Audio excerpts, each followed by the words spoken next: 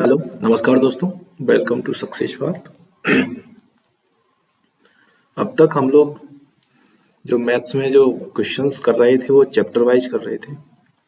जैसा कि आप सब लोग जानते हैं कि अभी यूपी पुलिस में कांस्टेबल की जो भर्ती है वो 60,244 पद के लिए आई है। उससे ये भी है कि आगे जैसे कि पिछले कुछ दिनों में आपको कल शाम को एएसआई और एसआई जो गोपनीय वाली भर्ती है उसकी भी 981 का विज्ञापन जारी हो चुका है। उसका नेक्स्ट जनवरी से हम लोग फॉर्म ऑनलाइन करेंगे और उसके बाद में कुछ ही दिनों में आप लोगों को जैसे कि जो नागरिक भर्ती है जो यूपीएसआई की वो भी आपको देखने को लिए मिलेगी। और साथ ही साथ में आपकी जो टारगेटेड एग्जाम जैसे एसएससी जीडी है उसमें भी जो मैथ का लेवल है वो अच्छा पूछा जाने लगा है। तो उन सभी चीज़ों को ध्यान में रखते हुए मैंने सोचा कि अगर मैं चैप्टर वाइज आपको क्वेश्चंस कराता हूँ तो हम लोग इतने दिनों में उसको अचीव भी नहीं कर पाएंगे और उसके बाद में उससे कोई प्रॉफिट भी इतना क्या है कि उससे हम लोग कॉन्सेप्ट क्लियर कर सकते हैं। और जैसे कोई भी विद्यार्थी है वो अगर यूपी पुलिस या एसआई या एसएससी जीडी या फिर एएसआई या गोपनीय भर्ती है जो एसआई वाली उसको अगर टारगेट करना चाहे तो उसका एक अच्छा लेवल होगा। अगर उसका एक अच्छा लेवल होगा तो उसे चैप्टर वाइज कॉन्सेप्ट करने की कोई इतनी ज़रूरत नहीं होगी जैसा कि मैं समझ सकता हूँ। उससे जो ज़रूरत होगी वो मेनली होगी प्रैक्टिस की। तो मैंने सोचा है कि हम लोग मैथ में क्यों ना प्रैक्टिस सेट चलाएं। तो अभी जो जब तक हमारे जैसे यूपी पुलिस कांस्टेबल की जो भर्ती है आगे हम लोगों को अभी कुछ दिनों में एसआई की भी देखने के लिए मिलेगी। तो इस तरीके से हम देख सकते हैं कि यूपी जो पुलिस की जो भर्ती है और एसआई वाली और एसएससी जीडी और इसी के साथ में जो एएसआई है और एसआई गोपनीय वाली भर्ती, इन सभी को हम टारगेट करते हुए हम लोगों ने मैथ का प्रैक्टिस सेट स्टार्ट करने के लिए आज एक मुहिम चलाई है। तो हम देखेंगे कि उसमें आपको मैथ के सारे चैप्टर्स जैसे time and work, time speed and distance, board और भी बाकी जितने भी चैप्टर्स हैं, percentage profit discount, number system और मेंसुरेशन, जो भी इन एग्जाम्स में पूछा जाता है वहां से आपको सारे एक एक क्वेश्चंस देखने के लिए मिलेगा। तो शुरुआती में मैंने सोचा है कि करीब मैं 10 क्वेश्चंस आपको करवाऊंगा और मैं कोशिश ये करूंगा कि आप लोगों का ज़्यादा से ज़्यादा टाइम ना खराब करके मैं उनको बहुत कम समय में आपको कराने की कोशिश करूंगा। तो मैं आपसे ज़्यादा बात न किए बिना मैं आपको यहाँ से प्रैक्टिस सेट स्टार्ट करते हैं। और प्रैक्टिस सेट में आपको करना क्या है कि आप जब जैसे ही आप क्वेश्चंस को डिस्प्ले पर देखेंगे तो आपको सबसे पहले उस क्वेश्चंस को बहुत अच्छे से रीड करना है। तो जैसे ही मैं डिस्प्ले पर आपको क्वेश्चन दिखाऊंगा तो आप कोशिश ये करें कि उस क्वेश्चन को खुद से पढ़ें और सॉल्व करने की कोशिश करें। तो शुरुआत में जो क्वेश्चंस का जो लेवल रहेगा वो आसान रहेगा और मैं धीमे धीमे बढ़ाता जाऊंगा। और जो प्रैक्टिस सेट में आपको जो क्वेश्चंस हैं वो एक अच्छे लेवल के मिलेंगे। एक उसकी एक अप्रोच के साथ हम लोग उसको कराएंगे तो आप उसको कितनी आसानी से सॉल्व कर सकते हैं वो हम देखेंगे नेक्स्ट क्लास में। तो ये जो सारे क्वेश्चंस हैं वो एसएससी से रिलेटेड हैं, जितने भी टीसीएस कराती है।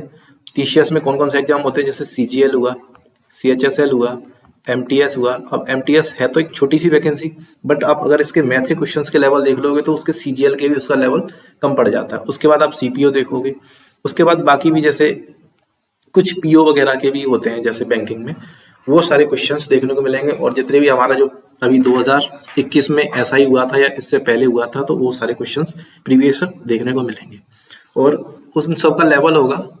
हम लोग अगर यूपी पुलिस का देखेंगे तो आप इसको हल्के में न लें, उसमें भी आपको जो मैथ का लेवल है वो अच्छा खासा देखने के लिए मिलेगा।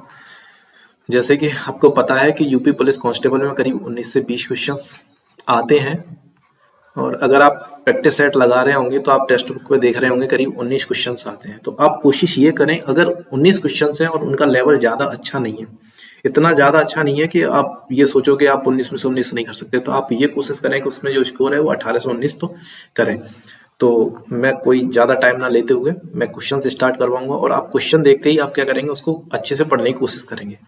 तो पहला हमारा क्वेश्चन है कि जब 37 इंटू 43 इंटू 51 को 7 से विभाजित किया जाए तो शेषफल क्या। जैसे अगर हम क्या करेंगे, हमें बोला कि आप ये बताओ अगर 17 में हम अगर 7 से डिवाइड करें तो शेषफल क्या आएगा। तो आप क्या करेंगे, पहले 17 में क्या करेंगे, इससे डिवाइड करेंगे तो आप देखेंगे 17 दूनी 14 होता है, उसके बाद बचा कितना 3। तो आप बताएंगे यहाँ पे जो रिमाइंडर आया वो कितना आया, रिमाइंडर आया 3।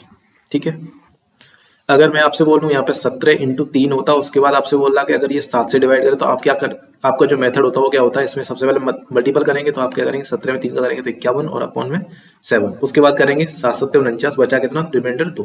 इस तरीके से करने की आपकी अप्रोच हो सकती है।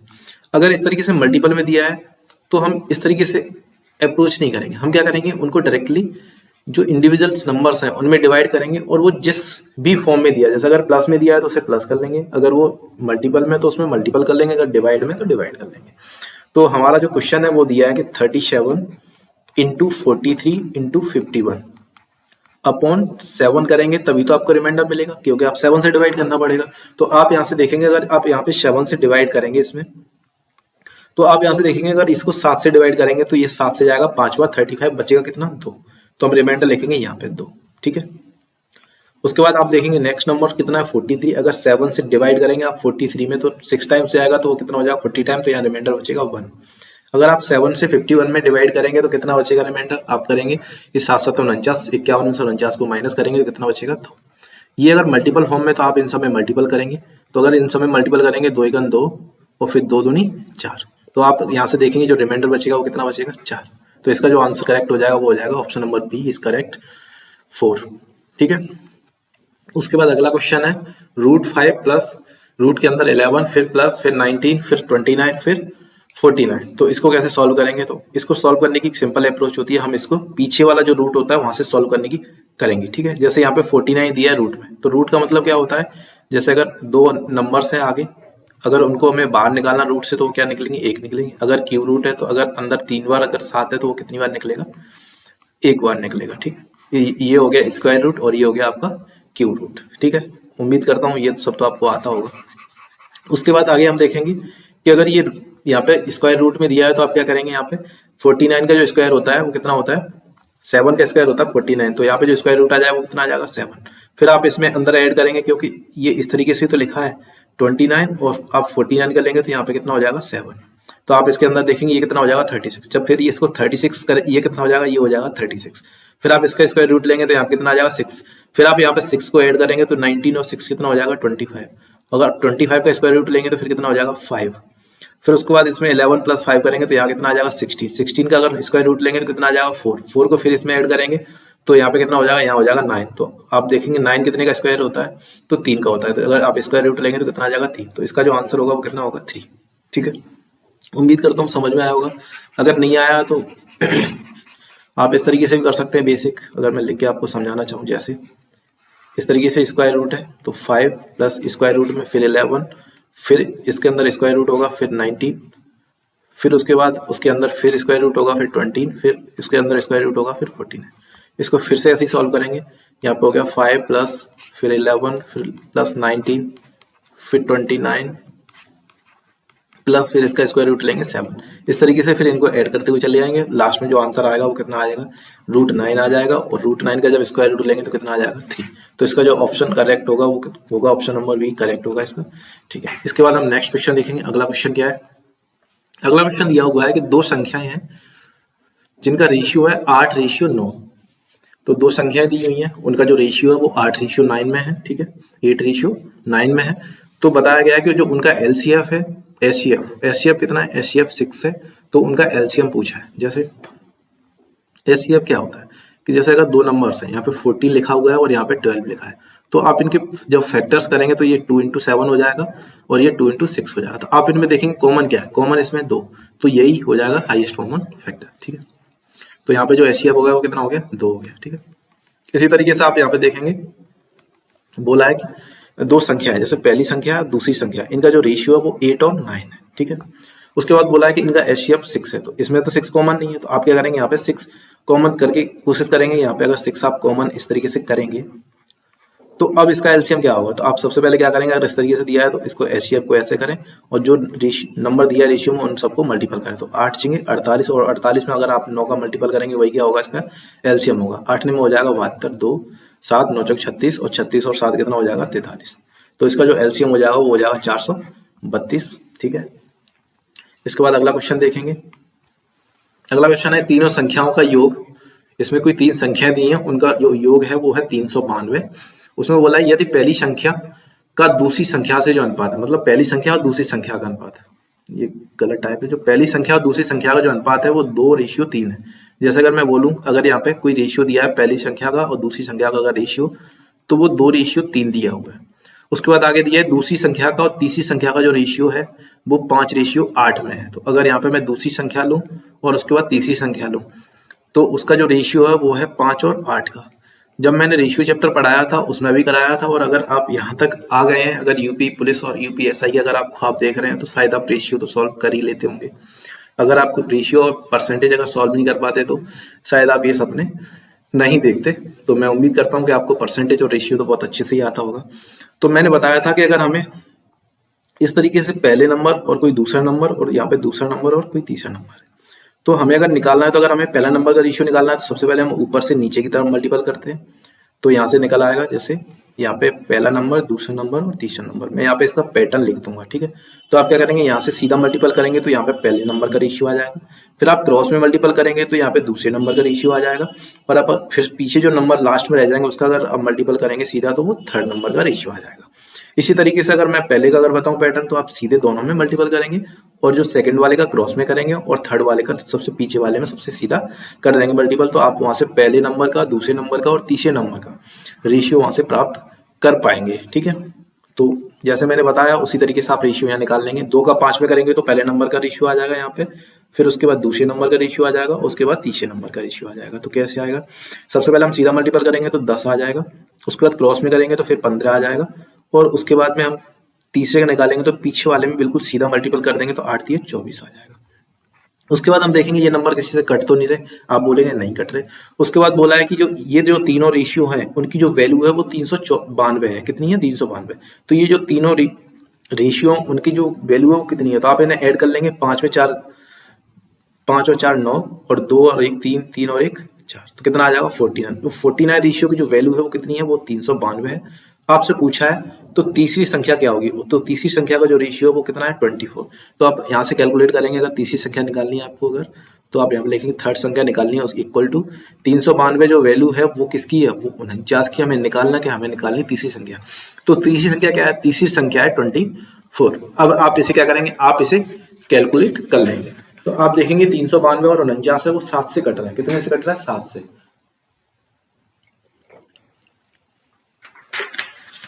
तो आप इसे 7 से काट लेंगे।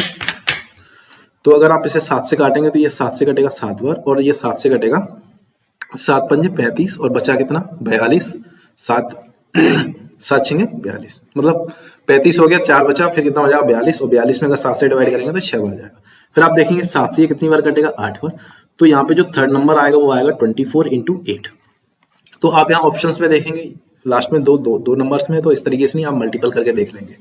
तो आप देखेंगे 8 दूनी 16, 160 आ जाएगा, और 8 चौके 32, और 160 में अगर 32 ऐड करेंगे तो कितना आ जाएगा 192। बाकी आप मल्टीपल कर लेना 24 का 8 का, मुझे लगता है कि आपको टेबल भी याद होगा, ठीक है। उसके बाद अगला क्वेश्चन देखेंगे हम। एक आदमी अपनी आय का 60% खर्च करता है और शेष बचाता है। यदि उसकी आय 20% बढ़ जाती है और खर्च 20% क्या हो जाता है, कम हो जाता है, तो उसकी बचत में कितने परसेंटेज की वृद्धि होगी। तो इस क्वेश्चन को देखेंगे। उसमें बोला है कि कोई इनकम है उसकी, ठीक है, इनकम होगी तो उसका कोई खर्चा भी होगा, ठीक है, एक्सपेंडिचर भी होगा, और अगर वो खर्चा करता होगा तो आगे अपने फ्यूचर के लिए कुछ सेविंग्स भी करता होगा, ठीक है, तो वो सेविंग्स भी होगी। मैं मान लेता हूँ कि इसकी जो इनकम है वो कितनी है, वो 100% है, मतलब 100 रुपीज मान लेता हूँ। उसके बाद बोला है कि वह अपनी आय का 60% खर्च कर लेता है। अगर उसे 100 रुपए मिल रहे हैं उसमें से खर्च कितना कर ले रहा है, वो 60 कर ले रहा है। तो बचा कितना रहा है, अगर आपको 100 रुपए मिलते हैं और आप 60 खर्च कर लेते तो आप बताएंगे मैं 40 रुपए बचा लेता हूँ, ठीक है। उसके बाद आगे क्वेश्चन में दिया है कि वह अपनी आय का 20%, मतलब उसको प्रमोशन मिल जाता है, मतलब वो अपनी क्या करता है, उसको बड़ा, उसकी जो इनकम है अब 20% बढ़ गई। तो अगर वो 100 से 20% बढ़ी तो मतलब इसका मतलब क्या होगा कि 120 हो गई है, ठीक है। और वह अपने खर्च को 20% क्या कर लेता है, कम कर लेता है। अब उससे क्या, अब वो सोच रहा है कि अब मैं ज्यादा बचा पाऊँ। तो अगर वो पहले 100% खर्च कर रहा था तो अब 20% कम करेगा तो मतलब 80% था। अगर उसका एक्सपेंडिचर कितना था, 60 था, और अगर वो 20% कम कर ली तो मतलब वो 80% खर्च करेगा। तो आप यहाँ से देखेंगे 2 0 से 2 0 कटी तो कितना आ गया 48। तो अब वो जो खर्च कर रहा है वो कितना कर रहा है, वो कर रहा है 48। तो 120 उसकी इनकम है, वो 48 खर्च कर रहा है, तो बचा कितना रहा है, तो आप देखेंगे 70। आप यहाँ पे देखें, इसको 48 को आप 50 मान लें, क्या मान लें 50। तो जाके आप कितना हो जाएगा, आप देखेंगे 120 में से 50 घटाएंगे 70 और 2 इधर कम है तो इधर ज्यादा कर देंगे, कितना आ जाएगा 7 और 2। वैसे माइनस कर लेना 120 है 48 ऐसे करके, कोई फर्क नहीं पड़ता, ठीक है। उसके बाद आप देखेंगे पहले उसकी जो सेविंग थी वो 40 थी और अब कितनी है 72। तो यहाँ यही पूछा है कि जो उसकी बचत का जो परसेंटेज में जो वृद्धि हुई है, जो ग्रोथ हुई है वो कितना है, क्या है। तो आप देखेंगे कि यहाँ पे जो ग्रोथ हुई है वो 32 की हुई, कहाँ से हुई, वो 40 से इंटू 100। तो आप इसे आप सॉल्व कर लेंगे, 0 से 0 कटी, 4 से ये कटा कितनी बार, 8 बार, और ये इधर 0 तो कितना हो जाएगा 80% की उसे क्या हुई, सेविंग्स में उसकी ग्रोथ हो गई। तो आप यहाँ से लिखेंगे जो इंक्रीजमेंट हुआ वो कितने का हुआ, वो हुआ 80% का, ठीक है। अगला क्वेश्चन देखेंगे, नेक्स्ट क्वेश्चन है, यहाँ बोला है कि एक टैक्सी मीटर रुपए का शुल्क दिखाता है। जैसे वो क्या करता है, वो दिखाता है कि एक टैक्सी जो यहाँ पे हिंदी में टाइपिंग एरर्स लग रही है मुझे, यहाँ देखो, एक taxi meter show charges of ₹54 first 2 kilometres. उसमें क्या बोला है कि एक टैक्सी वाले ने बोला कि अगर आप पहले 2 किलोमीटर जाते हैं तो उसके लिए आपको क्या देना पड़ेगा, आपको 50 रुपए देने पड़ेंगे, ठीक है। तो अगर उसने 2 किलोमीटर पहले के लिए उसने क्या दिया, 50 रुपए दिए, ठीक है। उसके बाद बोला है कि and ₹16 for every subsequent kilometres travels. अब उसके बाद आप जो भी किलोमीटर्स आप ट्रेवल करेंगे उसको पर किलोमीटर के हिसाब से आपको 16 रुपए देने पड़ेंगे। उसके बाद Manju page 258 fare to travels, मतलब जो यात्रा कर रही है उसका जो किराया उसने 258 रुपए टोटल दिया हर हाउस टू रेलवे स्टेशन। उसने क्या करा, एक मंजू नाम की एक लड़की है, वो अपने घर से रेलवे स्टेशन जा रही है टैक्सी करके, तो उसको बताया कि जो आप पहले जो 2 किलोमीटर जाएंगे उसके लिए हम जो चार्जेस पे करेंगे वो करेंगे 50 रुपए, ठीक है। तो अगर उसने 2 किलोमीटर घर से गई वो रेलवे स्टेशन की तरफ तो उसने 50 रुपए उसके यहाँ खर्च हो गए, तो लेकिन उसने टोटल दिया कितना 258। तो आप उसमें से 50 निकाल देंगे तो यहाँ से कितना आ जाएगा 208। उसके बाद आगे बोला है कि how far is railway station for her home. ये पूछा है कि उसके घर से जो रेलवे स्टेशन की जो डिस्टेंस है वो कितनी है। तो आप बताएंगे कि 2 किलोमीटर के लिए उसने 50 चार्जेस करा, ठीक है। अब 208 बचा, अब इसको पर किलोमीटर के हिसाब से लेगा, जो जो कॉस्ट है वो है 16 रुपए। तो आप इसको देखेंगे कि यहाँ से कितने किलोमीटर जा पाएंगे 208 रुपए में 16 रुपए के हिसाब से। तो आप करेंगे 16 का 16, बचे कितने 4, 16 थी 48, फिर कितना 13। तो यहाँ पे 2 किलोमीटर वो 50 रुपए में गए और 208 में वो 13 किलोमीटर गए। तो आप यहाँ से देखेंगे 2 और 13 कितने होते हैं 15। हालांकि लैंग्वेज में इतना बड़ा क्वेश्चन था, लेकिन अगर हम इसको लॉजिकली सोच के करा तो वो कितना है, बिल्कुल छोटा। तो आप देखेंगे यहाँ पे ये 15 किलोमीटर क्या है उसकी घर से लेके स्टेशन तक की दूरी है। तो आप देखेंगे इसका ऑप्शन नंबर बी होगा, वो करेक्ट होगा। इसके बाद अगला क्वेश्चन देखेंगे। अगला क्वेश्चन दिया है, यदि एक पेन को रुपए में बेचने पर 30% की हानि होती है, if there is a loss of 30% after selling of pen for ₹56। उसमें ये बोला है कि अगर किसी पेन को 56 रुपए में बेच रहे हैं तो उसको क्या हो रहा है 30% का लॉस हो रहा है। तो ये बोल सकते हैं कि अगर जो 56 रुपए जो एसपी है वो 70% की वैल्यू है, क्या है 70% की वैल्यू है। जैसे अगर सीपी उसका 100% है और उसको 30% का लॉस हो रहा है तो उसका एसपी कितना हो गया, एसपी 70% हो गया। अब बोला है कि उसको 20% का लाभ प्राप्त करने के लिए इसको किस कीमत पर।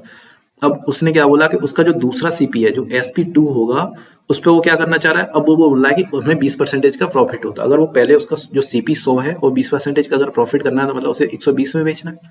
तो ये बोला जो 56 जो रुपए वैल्यू है वो 70 की है, लेकिन हमें निकालना क्या, हमें निकालना नया एसपी, और वो क्या कितना है, वो 120% है। तो बोला कि कीमत पर, किस कीमत पर हम लोग उसे बेचेंगे। तो आप क्या करेंगे, यहाँ से 0 से 0 हटा देंगे, 7 से काटेंगे 8 बार और 12 8 कितना हो जाएगा 96। तो अब जो उसे बेचना चाहिए वो 96 रुपए में बेचना चाहिए, तो उसे क्या होगा, उसे 20% का प्रॉफिट होगा ऑन हिज सीपी, मतलब अपने कॉस्ट प्राइस पे, ठीक है। उसके बाद अगला क्वेश्चन देखेंगे। एक आदमी एक कार बेचने के बाद 25% लाभ कमाता है। जैसे अगर किसी जो कार का जो सीपी है और एसपी है, अगर उसका कार का जो सीपी है वो 100 रहा होगा तो उसका कार का जो अब एसपी रहेगा वो कितना रहेगा 125%। तो आप यहाँ से देखेंगे 25 का मतलब होता है 1/4। अगर उसका सीपी कितना है 4, उसका एसपी कितना होगा 5। इस तरीके से करेंगे तो वह रुपए बेचा गया। तो if he sold for 45,000 more than he gain 40%। तो इसका कॉस्ट प्राइस पूछा है, तो इस क्वेश्चन की जो हिंदी है वो गलत है। एक आदमी एक कार बेचने के बाद 25% का लाभ कमाता है यदि वह 45,000 रुपए में बेचे कमाता है। अगर वो 45,000 ज्यादा में बेचे तो 40% का लाभ कमाता है। आप इस क्वेश्चन को फिर से सही से सुनेंगे।